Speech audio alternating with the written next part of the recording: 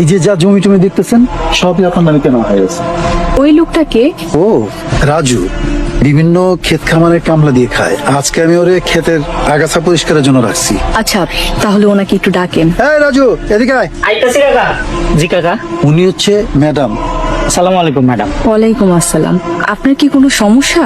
না তো ম্যাডাম, কোনো সমস্যা নাই। তাহলে আপনি নিচের দিকে তাকিয়ে আছেন কেন? পর্দা করতেছি ম্যাডাম। পর্দা করছেন মানে? পর্দা করা ফরজ। আল্লাহ তাআলা নারী পুরুষ দুইজনকে পর্দা করতে বলছে। নারীদেরকে বলছেন তোমরা তোমাদেরকে ঢেকে রাখো, পুরুষদেরকে বলছেন তোমরা তোমাদের দৃষ্টি সংযত রাখো। তাই নারীর জন্য যেমন পর্দা করা ফরজ, পুরুষের জন্য দৃষ্টি সংযত রাখা ফরজ।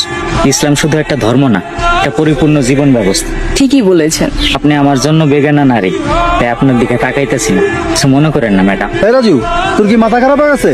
উনি আমাকে ম্যাডাম, তুই কারে কি কস? উনি ঠিকই বলেছেন আসলাম সাহেব। আমরা নারীদের পর্দার বিষয়ে কথা বলি, কিন্তু পুরুষের পর্দার বিষয়ে এড়িয়ে যাই। অথচ দুটোই দরকার। রাজু সাহেব, আপনি এখন যেতে পারেন। জি ম্যাডাম। উনি কি বিবাহিত? ও তো বিয়ে করে না ম্যাডাম, করবো কেমনে? গরিব মানুষ, এখন তো পেট চালাইতে কষ্ট হয়, বউ চালাবো কেমনে?